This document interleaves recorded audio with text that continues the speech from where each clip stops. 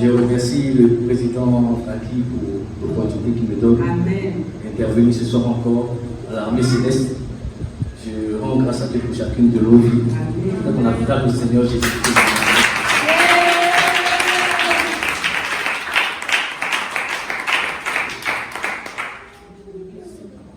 Amen. Merci.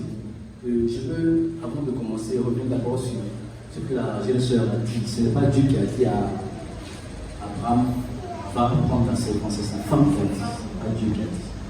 Ensuite, au jeune frère, l'approche que tu as eue, je l'ai trouvé assez légère parce que d'abord, ce n'est pas Adam qui a trouvé qu'il n'était pas bon qu'il soit seul. Ensuite, Dieu avait déjà, si tu lis bien ta Bible, Dieu a béni l'homme et la femme avant même de manifester la femme. Donc déjà dans la pensée de Dieu, la femme était avant même que Adam ne sache qu'il avait besoin d'une femme. Donc quand tu dis à la fin, si Dieu avait fait plusieurs, l'approche est assez légère. Parce que c'est pas comme ça que Dieu a vu la chose, donc on ne peut pas dire ça. J'ai trouvé ça assez difficile. Donc pour revenir à la question, Jésus autorise-t-il la polygamie? On a tous compris, on est tous d'accord, gloire à Dieu, que Dieu n'est pas dans la polygamie. D'accord? Les traditions des hommes sont différentes de la pensée de Dieu. La polygamie, c'est le fait qu'un homme ait plusieurs femmes dans toutes les traditions. Mais quand on parle de ce débat, souvent, on réfère justement, comme on a le dit, à des patriarches. Dans la Bible, telle personne fait. C'est pas parce que les patriarches ont fait, ça veut dire que c'est la pensée de Dieu. D'accord? Et pour comprendre même la Bible, il faut la lire avec la pensée de Dieu. D'accord? Et pour lire la Bible avec la pensée de Dieu, il y a une chose qu'on doit savoir, il y a une chose dont il faut tenir compte. C'est l'approche que Dieu a du temps. L'approche que Dieu a du temps. Dieu a une certaine approche du temps. Si tu veux lire ta Bible, il faut lire ta Bible avec les yeux de Dieu. Il ne faut pas lire ta Bible avec les yeux d'un homme. Sinon tu vas interpréter dans la façon des hommes. Est-ce que je me fais comprendre? Il y a 7 dispensations. Donc je vais expliquer ce que c'est qu'une dispensation. Une dispensation, c'est une période de temps qui régit un type de rapport entre Dieu et l'homme. Une dispensation, c'est une période de temps. C'est-à-dire que pendant une période de temps, Dieu agit avec les hommes d'une certaine façon. D'accord? Et nous avons 7 dispensations. Nous avons par exemple la dispensation de l'innocence. Dans cette dispensation-là, Adam était innocent, il ne connaissait pas le mal. Donc Dieu a traité avec lui d'une certaine façon. Quand tu lis bien ta Bible, tu te rends compte que les après-midi, Dieu s'approchait d'Adam. Donc Adam avait une communion avec Dieu. Adam avait une intimité. C'est la dispensation de l'innocence. Amen. Ça va pour tout le monde. La dispensation de l'innocence. Donc Dieu a traité avec les hommes. Pendant la dispensation de l'innocence, Dieu s'approchait facilement de l'homme. Mais quand les choses ont changé, on voit maintenant que c'est l'homme qui cherche Dieu. Donc ce que Dieu a dit à l'homme pendant la dispensation de l'innocence, ça ne marche plus maintenant. Est-ce que je me fais comprendre? Il n'y a pas d'arbre sur terre que Dieu interdit. Autant à l'époque, il y avait un arbre sur terre que Dieu avait interdit. Donc, dans la dispensation de l'innocence, la loi, c'était de ne pas toucher l'arbre. La loi, ce n'était pas que tu ne voleras pas, ça, ce n'était pas la loi. La seule loi ne touche pas à l'arbre. Et Adam a touché. Et quand Adam a touché, Dieu a changé ses rapports avec les hommes. On a commencé la dispensation de la conscience. Dieu traite maintenant avec l'homme d'une façon complètement différente. Et pour entrer dans cette nouvelle dispensation, il y a quelque chose qui se passe. Dieu tue un animal. Donc, c'est Dieu même qui verse le sang. Pour la peau de la Bible, les rapports ont changé. Est-ce que je me fais comprendre?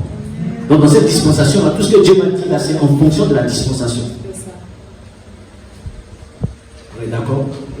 Ensuite vient, j'avance et je suis bon, vient la dispensation du gouvernement humain. Il commence à l'époque de Noé. Dans Dieu n'a pas dans sa pensée voulu que l'homme règne sur l'homme. C'est Dieu qui devait régner sur l'homme, et puis les hommes vivaient ensemble. Mais on a vu qu'à un moment donné, après Noé, que les hommes ont commencé à régner sur les hommes. Lorsqu'on parle de Babel, ou plutôt de la tour de Babel a été construite à Babel. C'est ça qu'on dit la tour de Babel.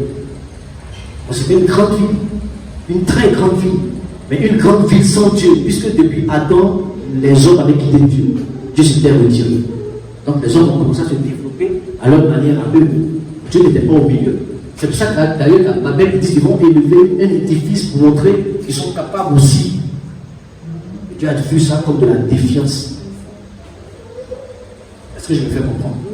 Donc pendant la dispensation du gouvernement humain, Dieu a traité avec les autres.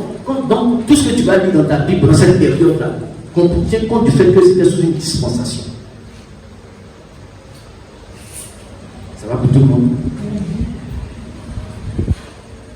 La dispensation de la promesse,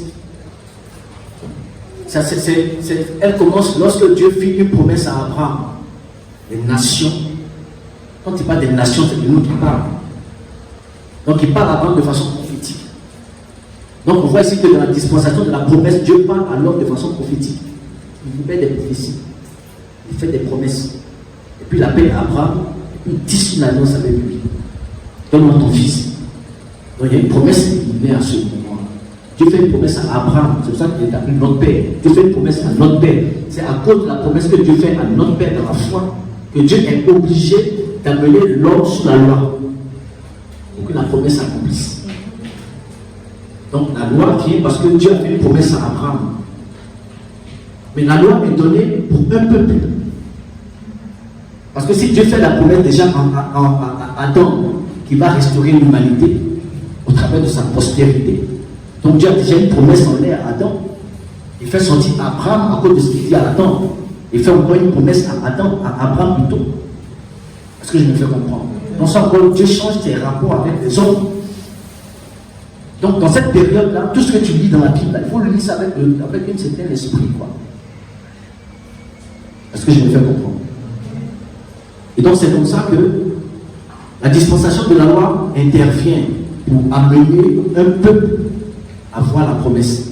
Dieu a vu que tous les autres étaient éloignés de lui. Aucun homme ne marchait comme lui. Aucun homme ne marchait avec son esprit. Aucun homme ne cherchait à lui plaire.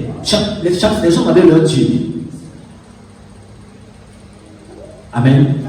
Et Dieu est obligé de susciter un peuple qui va prendre pour modèle, dans lequel il va mettre sa parole. Il va l'amener à marcher de façon différente.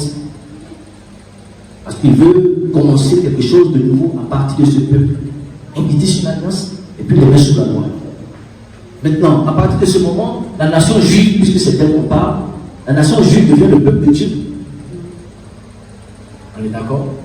Et c'est pour cela qu'il marque cette nation-là avec un signe, la circoncision. Pour dire que tu appartiens à Dieu. Amen. Mais la Bible nous dit que, en fait, la nation juive avait un Dieu, mais nous n'avions pas de Dieu.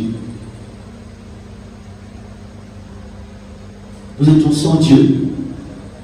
Nous étions égarés, nous étions errants. Et Dieu s'est manifesté au travers de Jésus dans un peuple. Alléluia. C'était le peuple de Dieu. Et ce peuple ne l'a pas reçu, permettant à Dieu d'accomplir également une prophétie, c'est-à-dire permettre aux nations païennes, ceux qui n'ont pas de Dieu, de recevoir Jésus, donc de recevoir Dieu. Je me fais comprendre. Donc, Dieu, qui est le Dieu d'Israël, parce que c'est par Israël qui s'est révélé, n'est pas le Dieu de tout le monde. C'est le créateur de tout le monde, mais en termes de divinité, ceux qui l'adorent. Tu te dis, un Dieu est Dieu pour toi quand tu l'adores. Sinon, il est Dieu comme ça, mais il n'est pas ton Dieu. Oui. Le Dieu dont on parle dans notre Bible, ce n'est pas le Dieu de tout le monde. C'est-à-dire, ce n'est pas tout le monde qui l'adore en termes de divinité. On est d'accord? Mais c'est le créateur de tout le monde. On est d'accord? Tu peux le reconnaître qu'il existe, tu peux reconnaître que ce Dieu, les gens reconnaissent que Dieu existe, mais ce n'est pas le Dieu. Pour qu'il soit ton Dieu, tu dois l'adorer, puis pratiquer ses ordres, puis ça comme ça. C'est ça, non? la dispensation de la loi a commencé avec Abraham. Cette dispensation est supposée être terminée depuis que le Saint-Esprit est descendu parce qu'il est sous la grâce. Mais celui qui n'a pas accepté Jésus, il est encore sous la loi, non? Ou bien? Il est encore sous la loi, non? Et celui qui a accepté Jésus, qui n'est plus sous la loi, il passe dans la dispensation de la grâce. Donc Dieu traite avec lui de façon différente. Ce qui est différent de la façon dont Dieu traite avec celui qui n'est pas sous la grâce, celui qui n'est pas né de nouveau, là, il est encore sous la loi. Donc pour moi, de savoir est-ce que Jésus autorise la polygamie. La polygamie, c'est pour ceux qui sont encore sous la loi, on va dire ça, parce que tout ce qui prennent comme référence, Moïse a pris, Patriarche ont pris, Salomon a pris, c'était où? C'était pas sous la loi. Est-ce que Jésus a pris? Il n'a pas pris plusieurs fois. Mais, pasteur, est-ce qu'il y a un verset qui montre concrètement que Jésus a dit ne prenez pas 2 femmes ou 3 femmes? Est-ce qu'il y a un verset où Jésus on va lire quelques textes. On va prendre Matthieu 19, verset 2. Je vais lire à partir du verset 2. Une grande foule suivait Jésus, c'est lui le pour Jésus. Une grande foule le suivait, et là il guérit les malades. Verset 3. Les pharisiens l'abordèrent et dit pour l'éprouver, pour le mettre à l'épreuve. Les pharisiens l'ont abordé pas pour poser une question sincère. Il y a des personnes qui te posent des questions, mais leur question c'est pas pour savoir, leur question c'est pour l'éprouver. D'accord? Il dit, les pharisiens l'abordaient et dit pour l'éprouver. Est-il permis à un homme de répudier, si le contexte est de répudier, mais alors quelque part, de répudier sa femme pour un motif quelconque? Parce que quelqu'un quelque part qui est capable de prendre 2 femmes, 3 femmes, en fait il a déjà répudié la première, puis il a amené la première, oui, à accepter qu'elle vive avec la deuxième, et après que la deuxième viole avec la troisième. Ou bien c'est pas ça? Je dis. Donc, on est d'accord que le mariage est une alliance. Toutes les religions, toutes les traditions vont accepter reconnaître que le mariage est une alliance. Donc, tu entres dans une alliance avec quelqu'un. Mais le mariage est supposé être une alliance à 2. Parce que même si la femme accepte après une deuxième femme, une co-épouse dans son esprit, au début, la vie était Dieu, non. Bien, c'est pas ça. C'est parce qu'après, la tradition dans laquelle vous vivez peut te donner l'opportunité d'en prendre une deuxième. Elle va observer de voir si tu vas tomber dans la tradition, mais si tu vas la garder comme seule. Parce que même la tradition ne t'oblige pas à prendre une deuxième. Elle te permet. C'est bien, c'est pas ça. Donc tu es dans une alliance avec une. Et puis un beau jour, elle voit que ton cœur se tourne vers la deuxième. Tu es sorti de l'alliance. Ou bien c'est pas ça. C'est parce qu'elle est restée dans l'alliance par amour pour toi et puis par soumission à la tradition. Mais Dieu n'est pas dans la tradition. On est d'accord? Donc c'est pour ça que je le compte. C'est vrai qu'on parle de répudier, divorce, mais dans l'esprit, on peut y aller quand même. Est-ce que je me fais comprendre? Il m'ont dit, est-il permis à un homme de répudier sa femme pour un motif quelconque? Comme quoi, est-il permis à un homme d'épouser une autre femme pour un motif quelconque? D'accord? Il répondit, n'avez-vous pas lu que le Créateur au commencement fit l'homme et la femme? C'est là où la réponse a été donnée à plusieurs ici. D'accord? Et qu'il dit, c'est pourquoi l'homme quittera son père et sa mère. Quelqu'un a donné la réponse également ici. D'accord? Et s'attachera à sa femme. Il n'a dit pas celle, il a dit sa femme. D'accord? Et les deux deviendront une seule chair. Donc on comprend ici une seule chair. Donc la chair ici, ce n'est pas la chair de l'ancienne nature. Ça veut dire que quelque part Dieu avait une pensée qu'il arriverait au commencement, qu'un homme et une femme atteignent ses objectifs. C'est pas un homme et 2 femmes, plusieurs femmes pour atteindre ses objectifs. Ainsi, ils ne seront plus 2, mais ils seront une seule chair. Et puis la Bible dit que l'homme donc ne sépare pas ce que Dieu a joint. D'accord? Verset 7.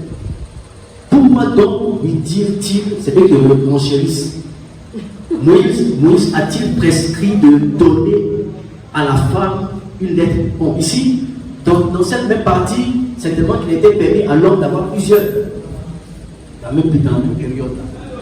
Donc pourquoi la loi permet-il à un homme d'avoir, puisque c'est ce que les hommes disent? La loi permet. La tradition permet. Mais on dit permettre.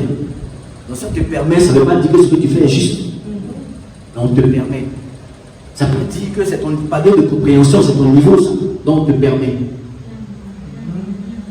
Et là Donc quand il dit on se permet parce que ton cœur est mauvais, ton cœur est dur. C'est la raison pour laquelle les personnes qui prennent 2 plus 3 femmes, là, quelque part dans leur esprit, eux-mêmes ils savent que c'est parce qu'eux-mêmes ont choisi, le cœur est dur. Oui, parce que si Dieu te donne un cœur de chair et que tu as le cœur de Dieu, tu ne peux pas avoir la pensée d'avoir de vivre avec 2 femmes. Tu dysfonctionnes dans ton esprit. C'est un dysfonctionnement. Parce que le Saint-Esprit en toi-même va attester que ce n'est pas normal, mais tu luttes avec lui. Donc déjà, le fait de dire que tu as le droit d'avoir 2 femmes, tu limites ta croissance spirituelle en termes de révélation de Dieu. Puisque dans sa révélation totale, il veut y voir un homme avec une femme. Parce que si Dieu permet, est-ce que ça peut conduire à l'enfer si Dieu permet? C'est permis, comme vous avez de le dire, par rapport à ta compréhension que tu as, à ton niveau spirituel que tu as. Tu prends 2 femmes, est-ce que ça te conduit à aller à l'enfer ou bien ça t'évite l'enfer? Ok. Si c'est permis. D'accord. D'abord, je vais répondre, mais je vais placer le contexte quelque part également.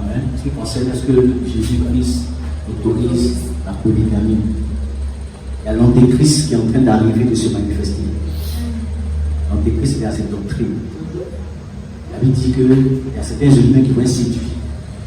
La pensée de Dieu, c'est une femme. Il y a des discussions là, c'est le terme qui séduit. Des discussions qui sont inutiles. C'est le terme qui veut séduire. Il y a des débats plus élevés. Il y a des débats plus élevés que est-ce qu'un homme peut avoir 2 femmes.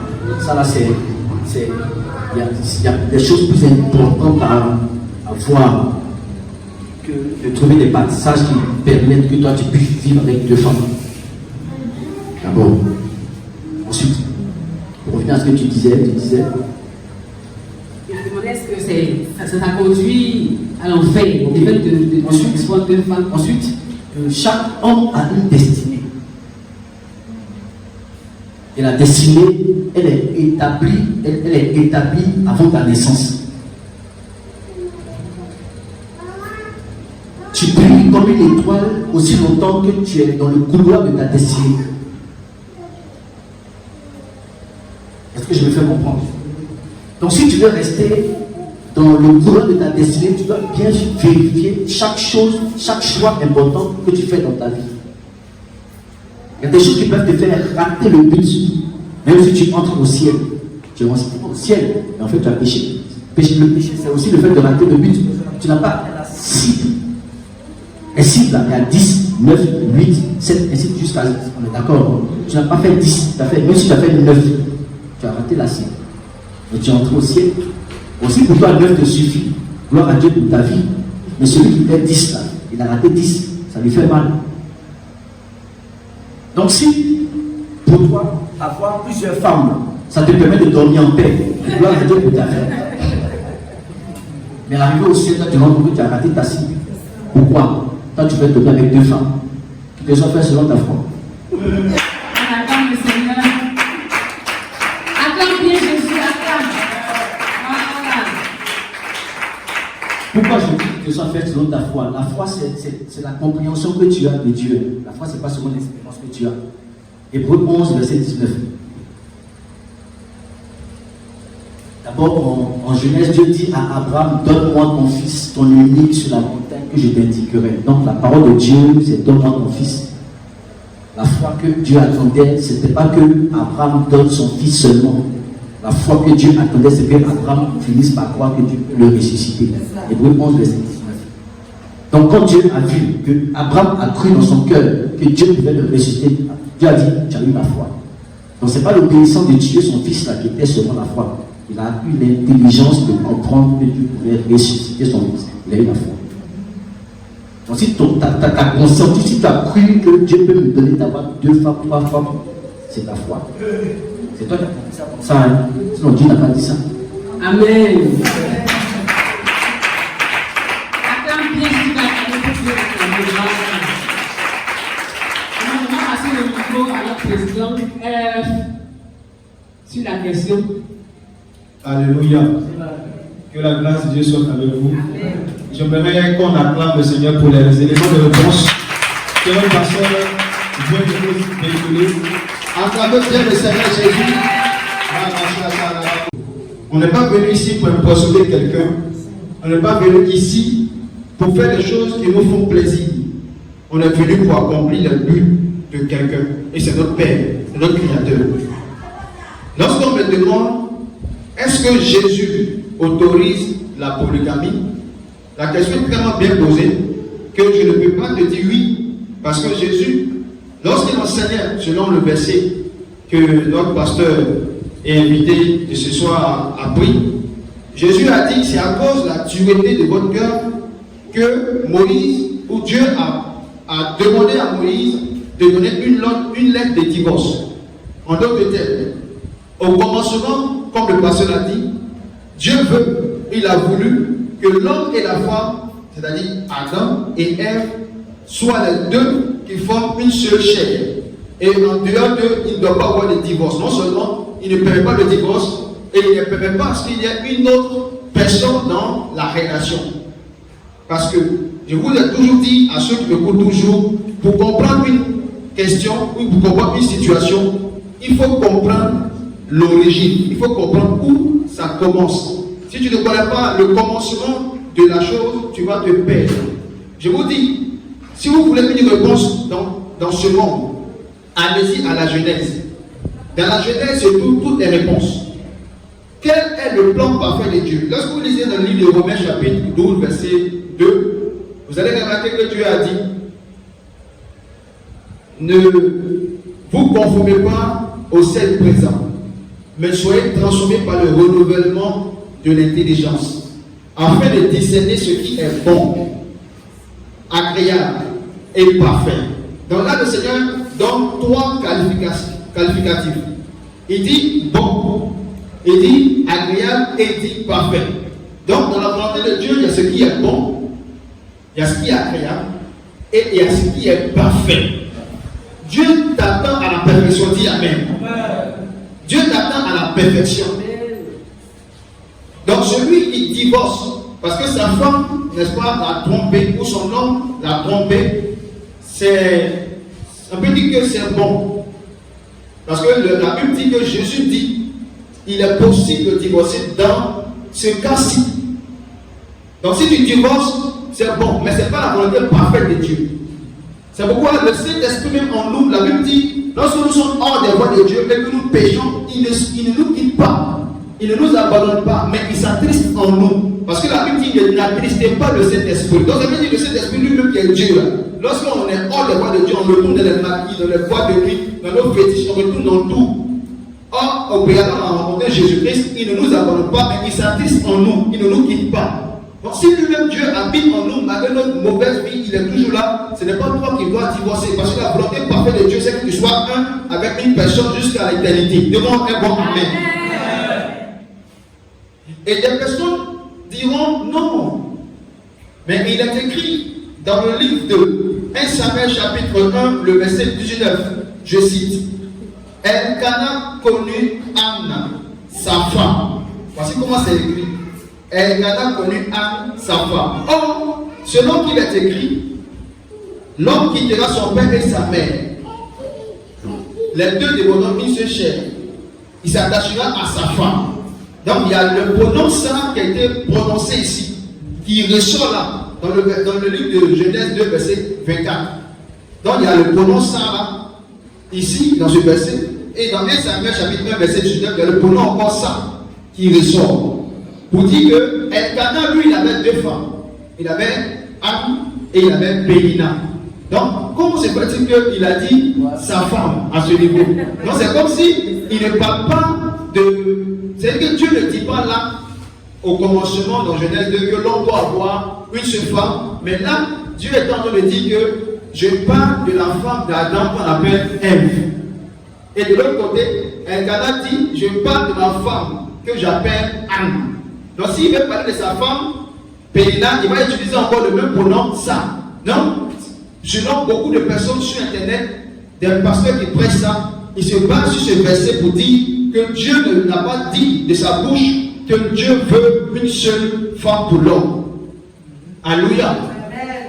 Mes amis, est-ce qu'un homme est intelligent que son créateur?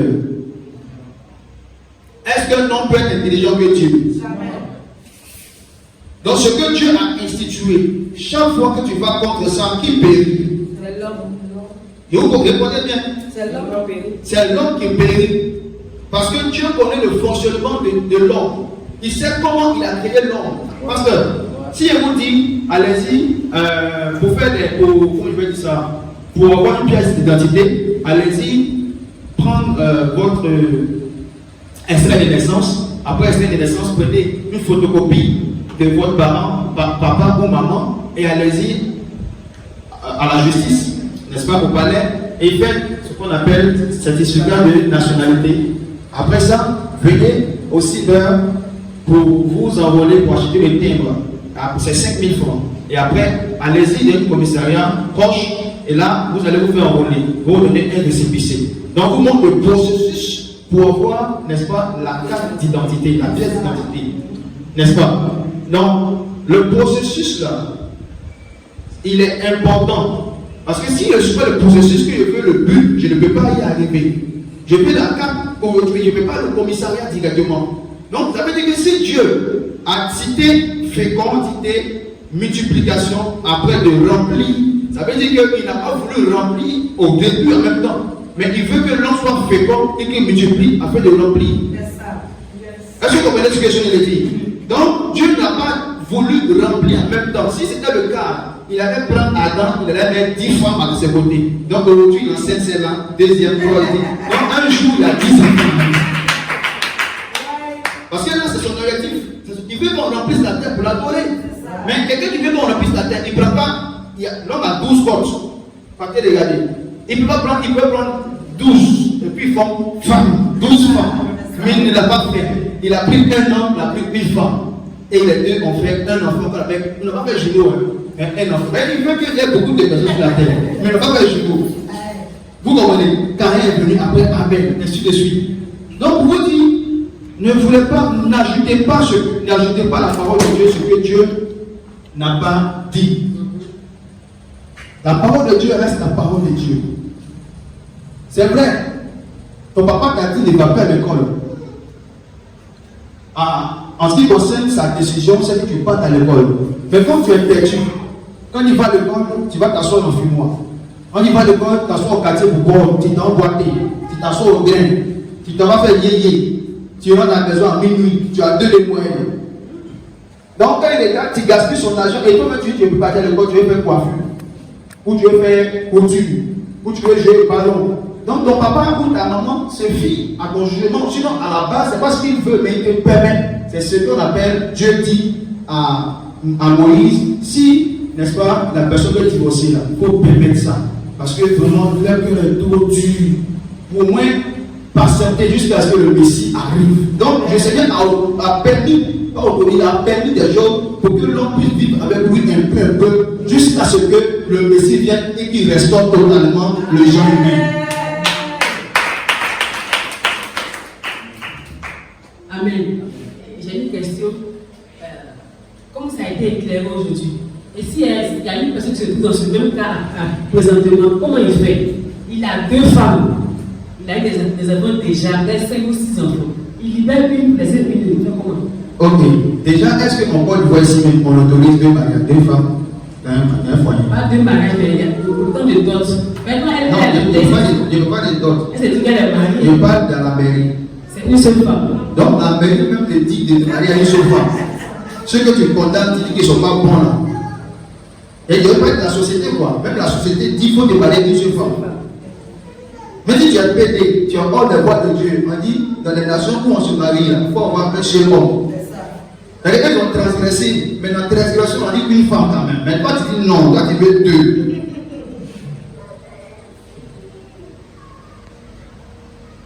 C'est comme quand on fait les rapports sexuels, c'est combien? Vous mettez Dieu est quoi. Après le premier 1 là, il y a le repos. Tu dois prendre le repos d'abord, on le fait deuxième. Si tu dois faire 1 en même temps, faire deuxième, tu peux donner 2. Vous dites que c'est une seule femme, tu as besoin. Il faut regarder la constitution des choses. Quand il finit dans 1, tu es fatigué d'abord. Pour ceux qui sont mariés, nous on n'est pas encore, Dieu va faire grâce. Amen. Tu es cassé. Tu attends d'abord des minutes avant de te reprendre en charge. Donc si c'était 2 femmes là, donc tu as fini, tu attaques deuxième en même temps. Vous voyez un peu ce que je viens de dire. Donc, il veut dire que si la personne décide, parce que ce n'est pas à la mairie, la personne décide d'arrêter. C'est par rapport à la compréhension de la personne. Moi, je ne peux pas dire à quelqu'un aujourd'hui tu es dans une relation, ou même peut-être tu as 2 femmes, laisse la femme là, et puis concentre-toi sur Dieu. Ça revient à c'est son choix personnel au fait. Ça revient à lui. C'est lui qui doit choisir. Ce que je dis ici, comme c'est la vérité, il ne met ses pas dans la voie du Seigneur parce qu'il a une destinée, il a une mission à accomplir sur la terre. Il se met sur les rails de sa destinée et il décide de soit rompre ou continuer. Le choix est entre ses mains. Mais ce que le pasteur a dit, c'est que Dieu ne va pas envoyer quelqu'un en enfer parce qu'il s'est entendu avec 2 femmes pour se marier. Vous, les 2 femmes, vous entendez vous marier aussi, moi c'est une question pour vous aussi. Et toi, maintenant, tu es sérieux, tu es. En fait, il y a des choses, il faut qu'on soit vrai. J'ai dit, il y a des titres comme ça à certaines personnes. J'ai dit, supposons que ton meilleur ami, il quitte dans le noir avec ta femme. Elle, tu n'arrives, ils ne sont pas touchés. Sa main n'est pas sur sa hanche. Mais les 2 quittent dans un noir et puis ils arrivent. Automatiquement, ton cœur c'est sain un peu. Mais ils sont quittés où? À cette heure-là, ils sont allés faire quoi là-bas? Donc déjà, ton cœur te fait un peu mal. À plus forte raison, tu es couché dans la chambre et puis tu sais qu'il y a une femme qui est ton mari à côté. Tu souffres, mais comme la tradition dit ça, tu acceptes. Est-ce que Dieu fait souffrir l'homme? Est-ce que Dieu fait souffrir l'homme? La preuve d'amour qu'un homme doit manifester pour une femme, c'est le fait qu'il est capable de rester avec la seule femme jusqu'à ce que la vie finisse sur la terre. Idem pour la femme. Parce qu'il montre que je suis précieux pour toi, c'est le fait que tu acceptes de m'avoir moi seul pour toi, jusqu'à ce que Jésus vienne sur la terre. Amen. Alléluia. C'est pourquoi comment il va dire ça? C'est pourquoi la femme là c'est ça importante. Parce que parmi les milliers de femmes, c'est un seul que tu as choisi. Mais dans ça, à toi tu viens prendre ton bon mettre à côté. Elle est plus spéciale, elle est là comme habit, comme chaussure. À chaque moment, il veut porter, je porte. Il peut ajouter 3 dessus, il peut ajouter 4, il peut ajouter 5, il peut ajouter 6, 7. Bon, il n'y a plus de considération. Vous êtes là pour pouvoir coucher, pour allaiter, c'est tout quoi. Non du tout. Donc la femme là, elle doit revoir ses valeurs. Une femme doit revoir même ses valeurs. Et je ne suis pas venu ici pour me marier, pour montrer à mes copines que je suis marié aussi. Je suis venu ici pour accomplir une mission. Et Dieu m'a dit que dans ma tête, je vais me marier avec tel type d'homme. Et c'est cet homme-là que je veux. Amen. Alléluia. Donc mon frère, je ne te dis pas d'arrêter avec la femme là, puis d'attacher une femme. Mais si tu vois que la parole là te concerne et que tu veux, n'est-ce pas, obéir à la parole de Dieu, tu libères la femme et puis tu continues avec ton Seigneur. Si tu veux assumer, parce que tu as déjà fait un culte, le meilleur conseil, puisque la Bible dit, Paul a donné un conseil de savoir si une personne est déjà mariée avec un païen, où les 2 sont païens, sont connus dans le monde, et puis on met un rapport de Jésus, il n'y a pas de divorce, restez ensemble jusqu'à ce que l'autre puisse convaincre l'autre, en ce qui concerne l'évangile, quoi, pour que la personne soit sauvée et qu'ils entrent ensemble au paradis. Donc tu es dans la faire le tour. Tu es là mis sur un joug étranger. Donc tu es là, tu assumes, tu payes le prix. Chaque jour, les parents, tu vas séparer. Tu vas rester dedans jusqu'à ce que le Seigneur vienne te rechercher. Voilà, tranquille. Parce que quand il y a 2 femmes, les amis, soyez sûrs. Franchement, les enfants ne s'entendent pas comme s'ils étaient d'une même mère. C'est pas la même chose. C'est pas pareil. Vous comprenez?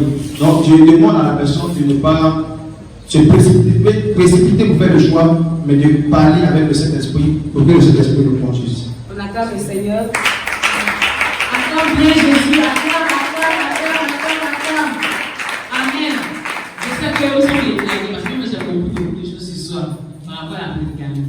Donc si tu as des questions à poser, c'est des questions.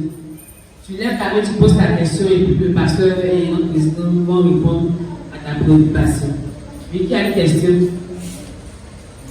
Je fais avec une question, mais ça t'était répondu.